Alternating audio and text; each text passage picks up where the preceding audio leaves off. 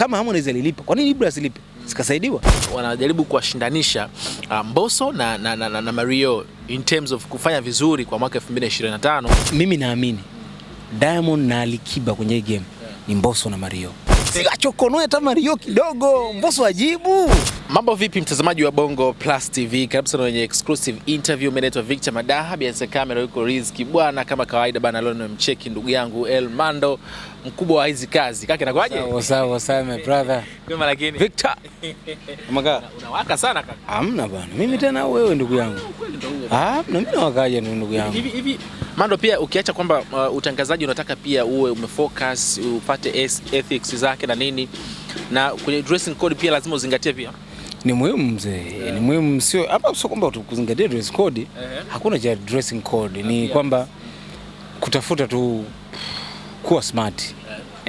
Unajua kusema kodi, kuzingatia kodi, kumechisha, kufanya nini, lakini hapa sisi tunachofanya hizo level, kwa sababu hatufanyi hivyo, tunatafuta tu kuwa smart, kuvaa kitu ambacho at least hata watu wakikuona wataona okay, angalau unajua, so hatuko kwenye hizo level. Unatafuta wafadhali tu. Ni vile unavyowaambia wasanii kwamba bwana, jueni kuvaa, fanyeni hichi, inabidi unapokuwa naambia pia na wewe walau fananie sasa.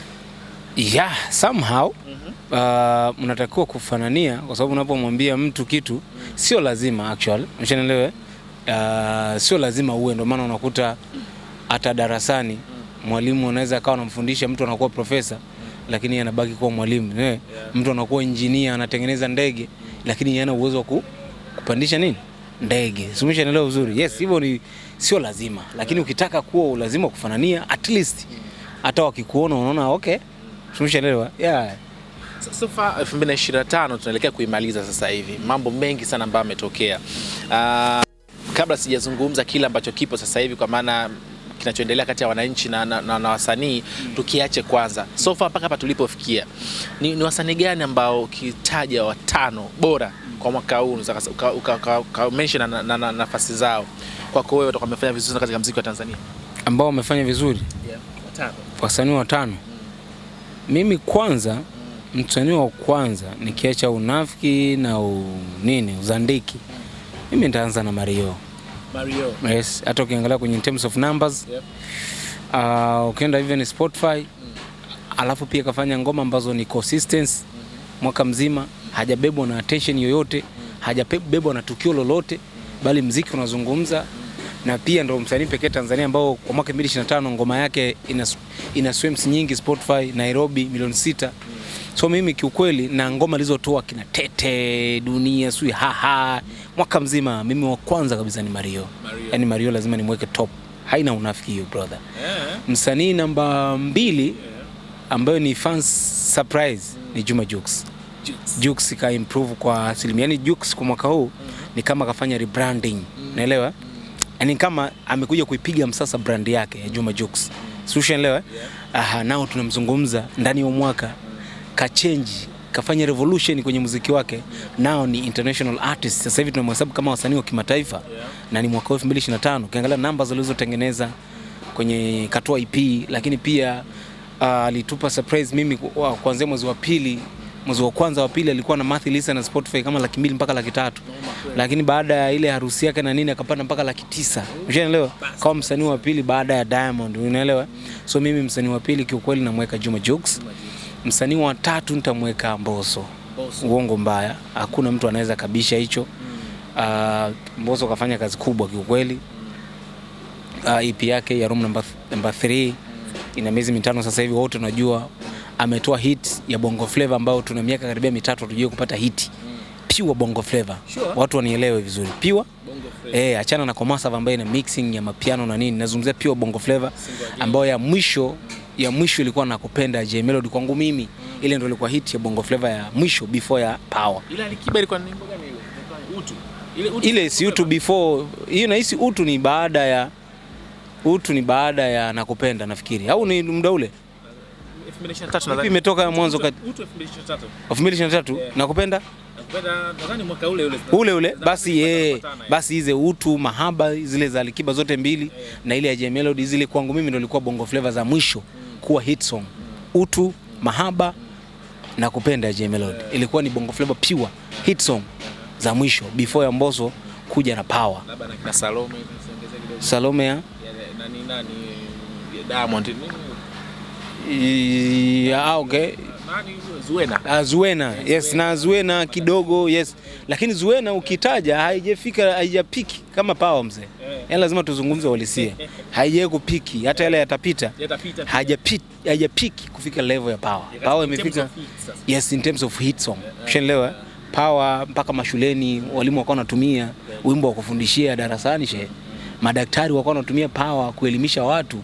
Kila kona watu wanatumia mbinu yoyote ile kuitumia Power. So mimi kiwa hata hizo utu na mahaba hazije kupiki kama hii Power mzee.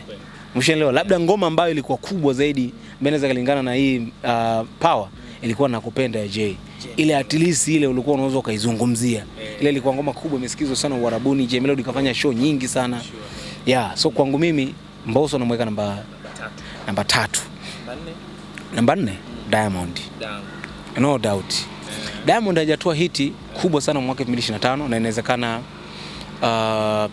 Komasa imempa shida sana kwa sababu unajua kila msanii anapotoa hiti huwa anatafuta namna ya kuifunika. Na hata mimi najaribu kuwaza, nimemtaja Mbosso, najaribu kuwaza tu Mbosso atarudije kutoa ngoma ambayo itakuja kufunika Power. Unaelewa? Wasanii wengi even kina Wizkid kupitia ONCs zinawasumbua sana. So nahisi hata Diamond, ndio maana Diamond katoa ngoma nyingi sana. Down imejitahidi, Babu imejitahidi, ushaelewa? Zimejitahidi zimefika, Katam zimeenda, ushaelewa? Yes. Amejitahidi, amefanya kazi. Kwamba hajafanya muziki, afanya muziki kwa level kubwa. Uongo mbaya Diamond still kwenye upande wa numbers still ameendelea kumaintain hata kama hajafanya vizuri. Ana maintain kwenye in terms of numbers, Spotify, YouTube, kila kona. Ukiacha na hiyo ukafanya tu show nyingi sana nje. Ushaelewa? Events kibao kimataifa na nini, ushaelewa? So mimi kiukweli mimi nitamweka Diamond kwenye upande wa muziki, ila nikija kwenye upande wa event kwamba nani kafanya ma event kaingia kwenye majukwaa makubwa, Diamond atakuwa top. Lakini ukija kwenye muziki in terms of music, Diamond namweka namba 3. Mimi namba 4. Namba 4 ndo Diamond. Namba 5. Namba 5 sawa. Hawa naomba niwaweke wote sawa pamoja. Mimi nitamweka Zuchu, sawa?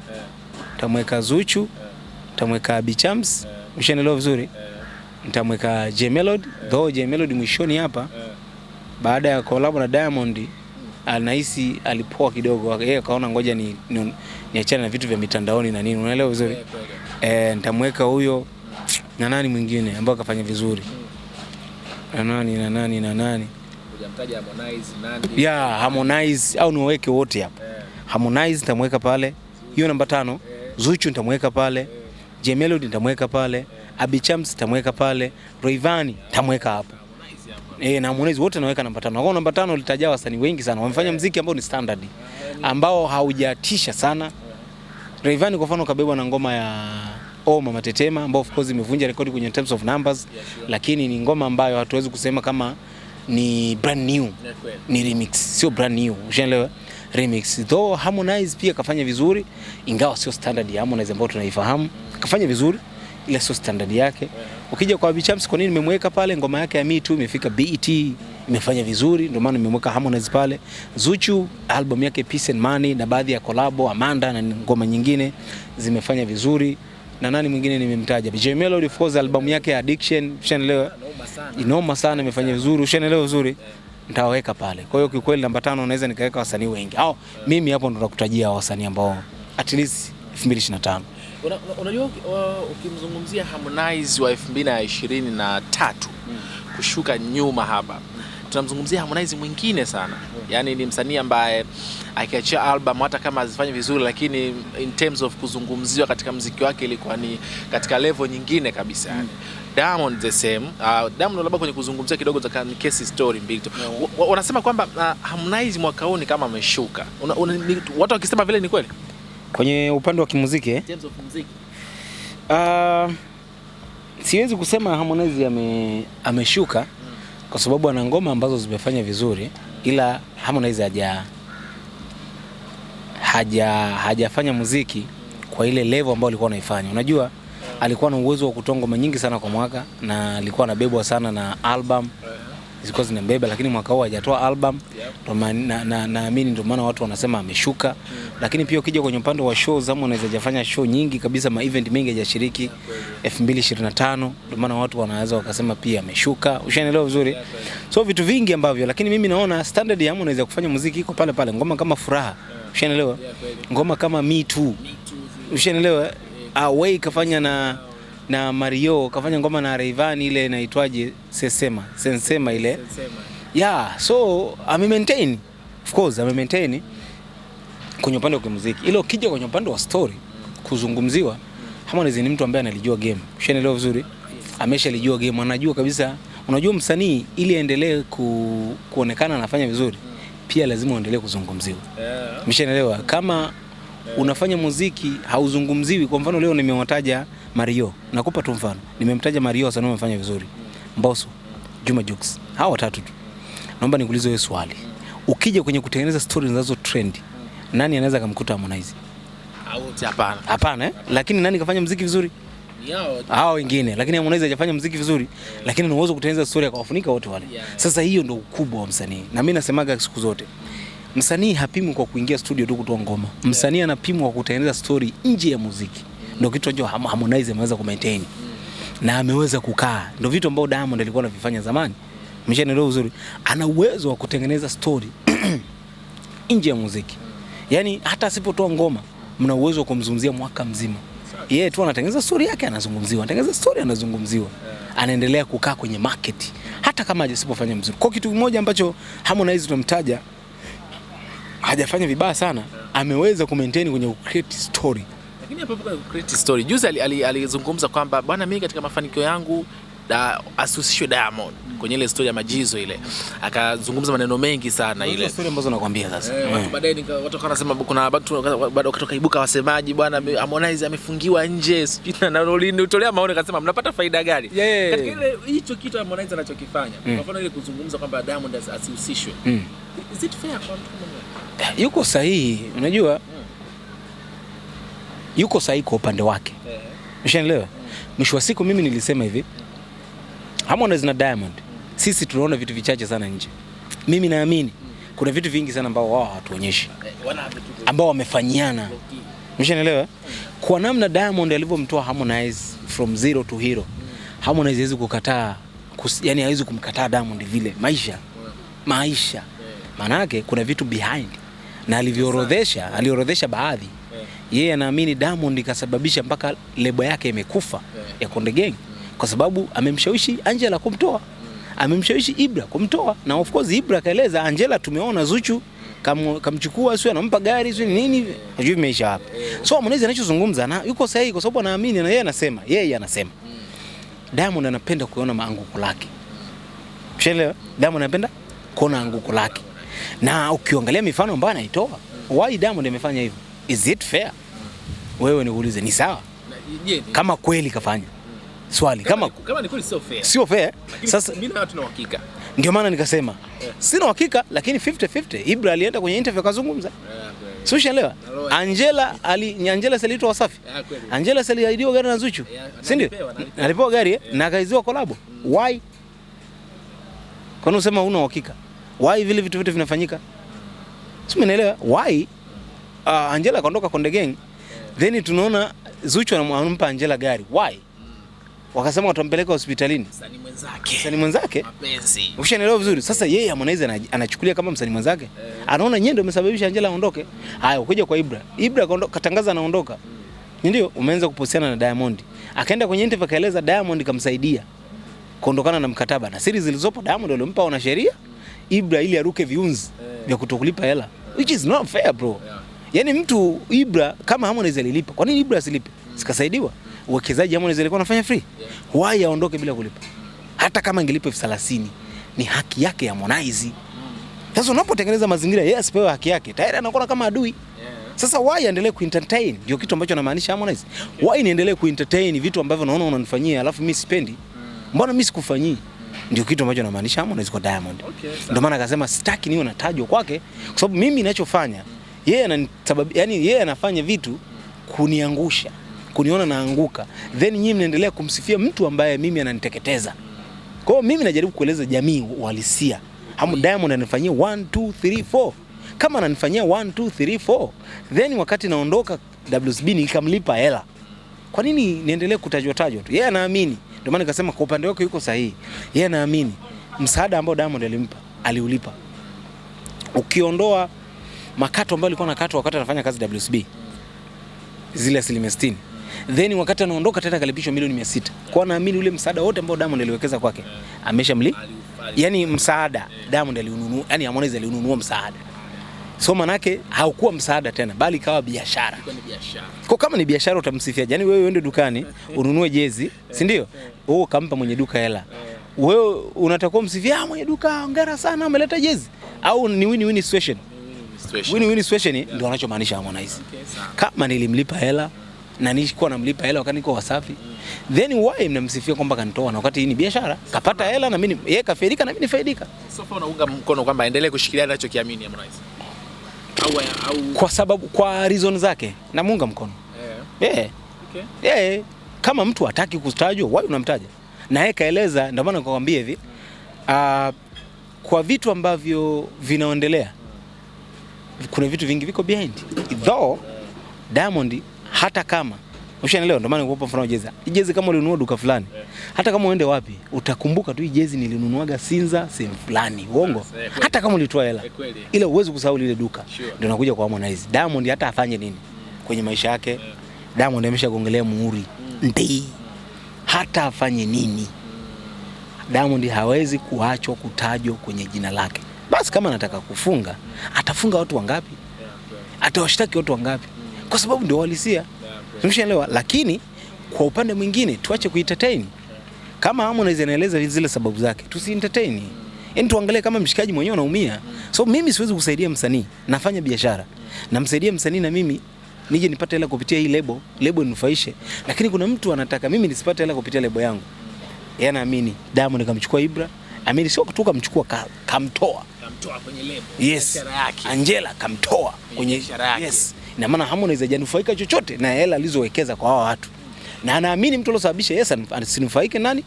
Ni Diamond. Ndio maana. Lakini huyu Harmonize kuna kipindi anakuwa anaomba peace kwa Diamond. Kwa nini inakuwa kuna kipindi anaomba baadaye inakufa ghafla? Kuna nini unachokiona? Drama ambazo zinazungumza sometime mimi huwa naona drama. Kuna vitu anazungumza unamwona kabisa kweli. Ushaelewa? Mwamba anazungumza uhalisia. Lakini kuna muda unajua mbona kama drama wanatengenezea. Sio ushaelewa? Kwa mfano before ya kuzungumza yeye alisema kabisa alipata ajali ya gari sio ilivyo usiku. Mtu wa kwanza kumpigia simu alikuwa nani? Si Diamond kasema. Na ni juzi mwaka 2025 sio 24, 2025 hii. Sio ushaelewa? Ndio maana sometimes unaona drama haya. Ndio maana anasema sometimes hawa wanajaribu kutake attention, wafanye biashara. Sometimes hii ni biashara unajua. Yetu tunakuja kwenye jicho hili lingine ambalo nimezungumza, alafu hili jicho lingine la kibiashara. Anasema kapata ajali. Mtu wa kwanza kumpigia ni nani? Diamond ili ampe msaada. Si ndio? Na yeye alieleza na akapiga simu labda akasaidiwa. Simshaelewa vizuri. Then ukija huku public unasema sitaki kutajwa ana msaada kwa. So sometimes unaona au ni biashara. Wameenda kwenye iftari, yani mkono wakakutana wakasalimiana wakacheka. Wakisha toka pale vitu vingine vinaenda. Tuko Trace wakakutana wakawa wanacheka. Fenyo ni mimi mwenyewe nilikuwepo Trace Zanzibar. Yes. Wakawa wanacheka wanafanya nini? Then wakija huko public sitaki kutajwa, sitaki nini. Ndio maana nasema ukiangalia kwenye vision mbili ya kwanza ile ambayo nimekuelezea ya Harmonize yuko sahihi anachozungumza akitoa sababu zake yuko sahihi. Umeshaelewa? Ingawa hawezi kumkwepa Diamond. Then unakuja kwenye upande wa pili naona ni drama. Ndio maana Diamond haongei chochote. Labda anaona drama mdogo wangu. Unajua zile. Haongei kwa sababu Diamond hajawahi kuhusishwa na mtu kwenye hivi vitu asizungumze. Okay. Na Mbosso juzi katema nyongo. Tena issue ya collab ngoma moja tu. Lakini Harmonize anaongeaga mautumbo mengi, vitu vingi vibaya ambavyo vinachafua jina lake. Lakini mshikaji wala anafunga tu. Sio sometimes au ni drama zinatengenezwa. Au Diamond anaogopa kizungumza atatifua zaidi, labda kuna vitu vingi Harmonize anavifahamu. So sometimes sisi wenyewe tunabaki njia panda. Watu pekee wakuja kumaliza hiki ni siku Diamond akijibu. Yani hapo ndo siku Diamond akiongea kuhusu Harmonize. Inawezekana tutakuja kujua. Na inawezekana Harmonize Diamond kaweka tu kama silaha kwamba huyu kuna siku huyu mtoto huyu tamfungukia, ndamtemea nyongo, inawezekana. Kaibakisha kama silaha yake pekee. Tumalize kwa mwaka 2025 kwa kuzungumzia hili kwanza kabla tujafunywa na mengine. Kuna hili ambalo watu wanafananisha sana. Na watu walikuwa juzi nimeona kwenye baadhi ya pages tofauti za masuala ya sanaa ya muziki na nini, wanajaribu kuwashindanisha Mbosso na Mario in terms of kufanya vizuri kwa mwaka 2025 katika muziki. Watani power na mahiti ya Mario yale. Kwanza kufananishwa watu ni sahihi, na unadhani yupi ambaye ana deserve hata kutolewa tuzo leo alibebe hapa? Sahihi, na mimi nilipenda kinoma. Mimi kwa upande wangu I was so excited. Kwa sababu gani? Mimi naamini Diamond na Alikiba kwenye game ni Mbosso na Mario. Diamond na Alikiba wapi? Version. Ile version ya Diamond na Alikiba. Hii hapa ya Mbosso na Mario. Kwanza wote wanyama wote wakali. Sumisha nilo vizuri. Yani kwa kweli nilivyoona nimesema si achokonoe hata Mario kidogo, Mbosso ajibu. Mbona mnatuangusha? Listen, in positive way. Not in negative way. Tusiongelee tu in negative way. Tuongelee positive way. Impact yake itakavyokuwa. Unaona Diamond na Alikiba impact yao ilivyokuwa. Wamefanya biashara, hawajafanya biashara. Ndio wasanii wenye brandi kubwa Afrika Mashariki. Hajawahi kutokea. Sasa vuta picha leo, tunaingia, tunawatengeneza Diamond na Alikiba wengine ambao ni Mario na nani? Mbosso. Kwanza wanafanana kila kitu. Mbosso sijamweka namba moja kwa sababu Mbosso muziki ana miezi 5 tu kutoka JP. Una mtu alisimama. Toa collab ndio kina Darasa kina nani. Huyu Mario hajasimama non-stop mwaka mzima. Toka anze muziki hajawahi kusimama. So leo Mbosso angekuwa amefanya consistent ndani ya mwaka mzima, mimi ningemtaja Mbosso. Even hata ukienda in terms of numbers, Mario yuko juu ya Mbosso. Hilo tusahau. Leo nimependa tu kitu moja, Mbosso amefikisha views bilioni 1 YouTube. Yeah, not bad. Lakini ukienda kwenye Spotify, Mario ana 400,000, Mbosso ana 300,000. Na ukienda kwenye nyimbo zilizotazamwa zaidi, Mario ana milioni 6 Nairobi, Mbosso ana milioni 3.5 Power. Mshaelewa vizuri? So kiukweli mimi nilifurahi sana nilivyoona mashabiki wanajaribu kutengeneza, kwa sababu nikwambia kitu moja, lazima ifike muda ule ufalme wa Diamond na Alikiba tutoe. Sio kwa ubaya, tutengeneze wengine. Leo hatuwezi kutengeneza wengine kama hawawezi kuwa na ushindani. Kwanza lazima washindane kwenye kazi zao, then maisha mengine yaendelee. So mimi kiukweli katika kitu nasubiri kukiona ni ushindani wa Mbosso na Mario. Wanafanana kwenye kila kitu brother. Kila kitu alichonacho Mbosso anacho Mario. Ingawa uandishi labda siwezi kusema wanatofautiana, hata sound siwezi kusema zinatofautiana. Mimi naamini wanafanana vitu vingi zaidi ya tofauti. Kwa maana naamini kabisa ikitengenezwa ushindani wa faida kibiashara, kimuziki, Mbosso na Mario, brother, hatutakuja kuwazungumzia tena Diamond na Alikiba kwa sababu hawa wako kwenye prime. Unaelewa? Wapo kwenye prime yao. Alafu wote wakali kinoma. Ukimgusa Mario, ukija kwa Mbosso mama we, yani ndio usizungumze kabisa. Toki ukweli. Mimi nasubiri sana kuiona hii. Kwa upendeleo, ni wasanii gani ambao unawaona mwakani wakipewa sikio watakafanya vizuri sana? Hata 3 tu. Wachanga. Hivi Abicham si mchanga? Hapana. Nadhani sasa hivi yule tumtoe kwenye uchanga. Nimemwona binti yule wa Chief Godlove. Yule ana kitu yule. Yes, yule ana kitu. Unamwona mbali yule? Ana kitu. Unajua kwa nini niseme ana kitu? Ukiondoa ile cheche, inaitwa chacha, si chakacha, ngoma yeye chakacha. Chakacha ile ngoma. Ukitoa ile ngoma. Njoo kwenye With You akiwa na Chidi Benz na Country Wiz. Pale mimi ndo nilimnyanyulia yule mbidi mikono kasema trust me brother. Amekutana na magiant. Amekutana na wakali. Wana hip hop, mkale trap, mkale wa hip hop. Then yule binti kapenya katikati. Trust me. Hajatia unyonge kwenye ile ngoma. Yule binti na waza collab zijazo itakuwaje. Yaani yule ndo binti ambayo mimi kiukweli hakuna uswahili. Yaani lazima tukubali. Unajua hao wengine Nandi, Zuchu tukubali. Kuna uswahili mwingi sana. Yule binti naona kama hata yule chief nani yule hata tia Uswahili. Kale ga binti kana talent. Uswahili mwingine ni mambo ya mahusiano. Shel mara Zuchu Diamond, Zuchu mara Zuchu na mahusiano, hawezi kufocus na muziki. Nandi mara ndoa mara Billnass, kufocus na muziki ngumu, lakini yule binti kama kweli chief nika vibaya wasanii. Angalia namba zinazotengeneza. Nikuuliza solo, namba zinazotengeneza na nini yule binti? Unahisi kwa nini atengeneza hizo namba? Maana yake ni kwamba watu wanamfuatilia brother. Mimi kuna siku nimepita kwenye page yake ya Instagram, nikaangalia likes anazopata, comment anazopata, views anazopata Instagram tu. No joke bro. Ukienda YouTube ngoma zake zinavyotengeneza numbers. Sorry. Bro, no a joke. Kwa umri wake na ndo mwaka wa kwanza. Na ndo ngoma ya pili, sio ana EP, sio nini? Brother. Yule ni binti wa kwanza ambaye mimi kiukweli namuona atakuja kuwa mkali. Wa kiume. Muangalie sana. Ngoja ni nataka nikwambie kitu moja. Mimi sasa hivi J Melody nani wale ninawatoa. Kuna mshikaji anaitwa Toxic. Sawa. Nahisi yule. Kuna mshikaji mwingine anaitwa Treasure, Treasure. Anaitwa nani? Treasure yule.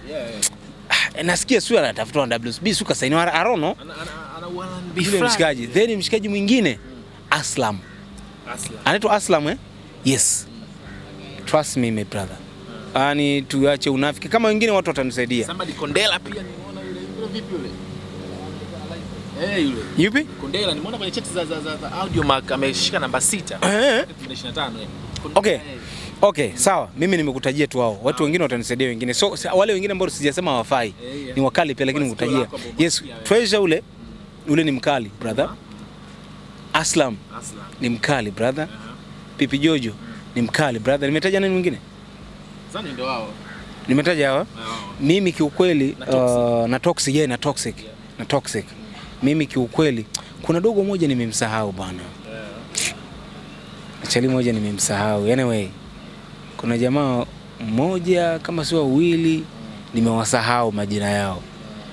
Lakini wale ni wakali. Yule Aslam yule. Noma kabisa. Mando sasa mimi nikurejeshe sasa kwenye mafukunyuku sasa yanayozungumzwa huko mtaani.